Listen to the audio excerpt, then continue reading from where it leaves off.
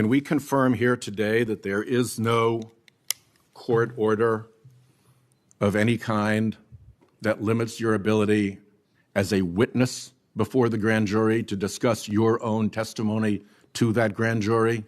We can confirm that pursuant to my action that grand jury testimony has been released, the transcript. Right from the very first seconds of this dramatic Senate hearing, FBI Director Kash Patel was embarrassingly caught in a clear untruth. Cornered by Sheldon Whitehouse, Patel was forced to explain there was never any court order stopping him from giving his grand jury evidence, even though he had blatantly used that precise pretext to evade responsibility previously. But wait on. This is simply the beginning of a vast, terrible controversy. What follows is a brutal, no-holds-barred takedown that rips the lid off the FBI's darkest secrets. A chilling enemies list with 60 names and 20 victims already destroyed. Suspicious pauses in background investigations.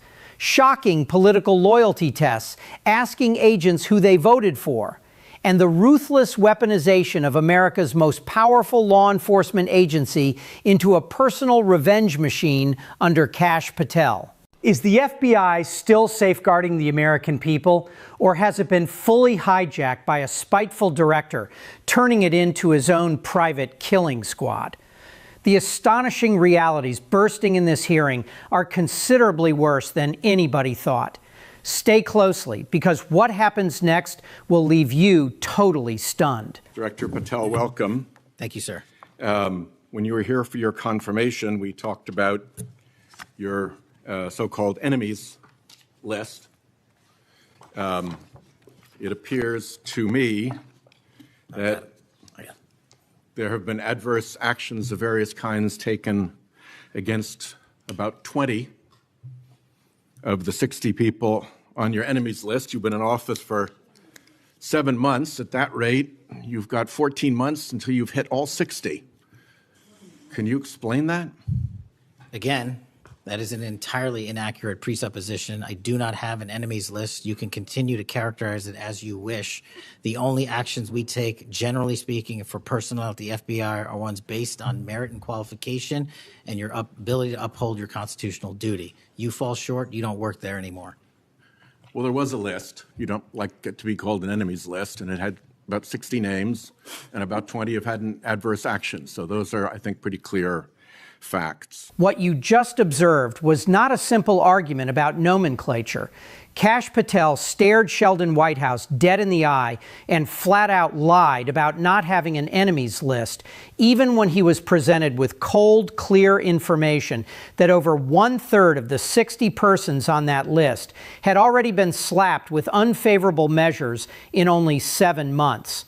This isn't random. This is a brutal cleansing. And let's be perfectly clear. That list didn't miraculously exist. It comes directly from Patel's own 2023 book, Government Gangsters, where he personally identified and criticized hundreds of officials he wanted gone.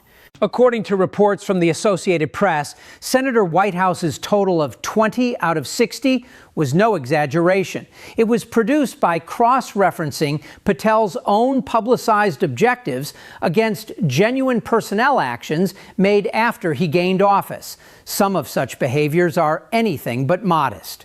The United States Department of Justice even provided an extraordinary public acknowledgement that it was currently investigating former FBI Director James Comey and former CIA Director John Brennan, two high-profile persons Patel had directly mentioned in his book. This is who Kash Patel actually is. He denies the list exists while busily ticking people off it. He hides behind words about merit and qualification, but everybody watching understands precisely what's occurring. He's turning the FBI into his own personal retribution squad. Devotion to Donald Trump and devotion to Kash Patel. That's the only thing that counts anymore. Kash Patel? No, he's doing a great job, I think. This is risky as hell. The FBI is not meant to be a political hit list organization. When agents witness their colleagues being whacked for being on the wrong side of the director's animosity, the message is loud and clear. Keep your mouth shut, remain loyal, or you're finished. Patel may name it anything he likes. The rest of us call it a shame. Morale has never been better. When I go across the country and I talk to the line agents and the intelligence analysts and professional staff, I travel around the country, I talk to our state and local partners. They tell me one thing resoundingly: we're finally going to do the work that we were asked to do with the resources that we needed to get the job done. And that's what this administration is focused on. And that's why you're seeing the results that we talked about. But although Kash Patel creates this idyllic image of sky-high morale, the reality on the ground is considerably different. Whistleblowers are coming out, senior veterans are being sacked as scapegoats, and the loyalty cleansing continues. Who are you actually kidding, Director Patel? The enemies list was only the warm-up. What Sheldon Whitehouse delivered next was much worse. Let me move on to your grand jury testimony, which we also talked about when you were here. I think you indicated that you understood that a witness in the grand jury is free to discuss afterwards whatever they told the grand jury.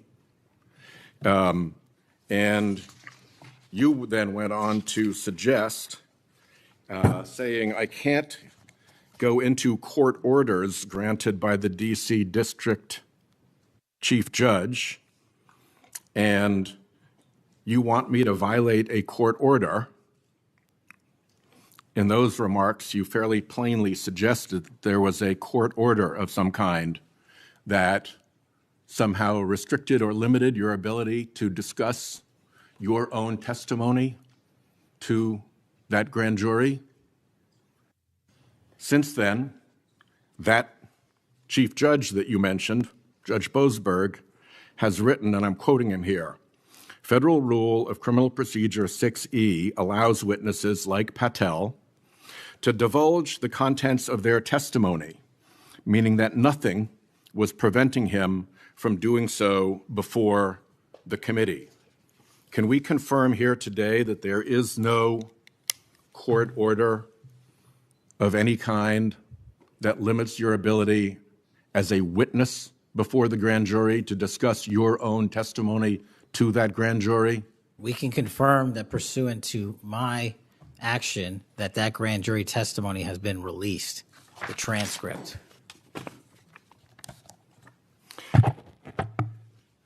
Let's, in what forum was it released, may I ask? Publicly. Okay, we'll check on that. The FBI does background investigations. In the case of a U.S. attorney, Jeanine Pirro, it has come to light that in a civil proceeding, that Fox News executives, prior to her confirmation, called her, I'm quoting here, a reckless maniac who makes, quote, insane comments, and said, I don't trust her to be responsible, and noted her penchant for what they called random conspiracy theories on weird internet sites. My question to you is, did that turn up in her background investigation? For any background investigation, Senator, we do not discuss those publicly. And for every background investigation, when there's an adjudication, it is not made by me. It is made by the career professionals who run the inspection division and background check system. Do you know if that information was found? You see, we're an oversight body here, and there are really three possibilities here. One is that the FBI background investigation didn't find that stuff. That's worth noting because these investigations, full field background investigations, are supposed to find that stuff. That's possibility one. Possibility two is that the FBI did in fact find that information and then did not report it to the administration or to the committee. And the third is that you found it, you reported it to the administration, and they went ahead with her nomination, knowing that she had been described as a reckless maniac who made insane comments, who wasn't trusted by colleagues to be responsible, and who had a penchant for random conspiracy theories on weird internet sites. Are you saying that this committee does not have any authority or reason to look into which of those things is true? This committee can look into anything it wishes. I'm telling you that the background investigations that are done by the HRD division are done by career individuals. They do not report the details of those to me. They adjudicate those independently and individually. That's how it's always been done. Let's slow down on that court order justification because it merits significantly more investigation. The Judge Patel often sheltered behind, Chief Judge James Boasberg, isn't any random moniker. He's one of the most maligned judges in the federal system right now. He's the same judge who delayed contentious deportation flights, ruled over sensitive grand jury topics from the 2020 election inquiries, and was publicly dubbed a radical left lunatic by Donald Trump himself, with claims of direct threats emanating from inside the Justice Department. So when Kash Patel told Congress he couldn't disclose his own grand jury testimony because of a claimed court order from this judge, he wasn't referencing some small technicality. He was weaponizing the power of a judge his own administration was targeting to stonewall the same Senate that approved him. Then Boasberg's real verdict came out and demolished the excuse. Under Federal Rule 6E, Patel was free to speak the whole time. There was no order. There never was. Then Sheldon Whitehouse went to Jeanine Pirro, and the reasoning became difficult to avoid. He lay out three terrible choices, and none of them look good for Patel.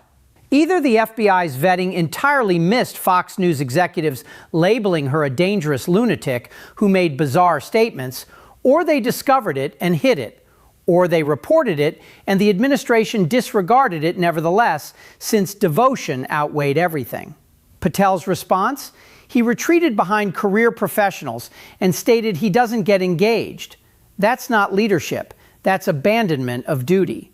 As FBI director, he owns every significant background check. This isn't about one lousy nomination. It's about whether the FBI under Kash Patel can still be trusted to safeguard the nation. When screening gets political, national security collapses. What Whitehouse revealed next was much more distressing.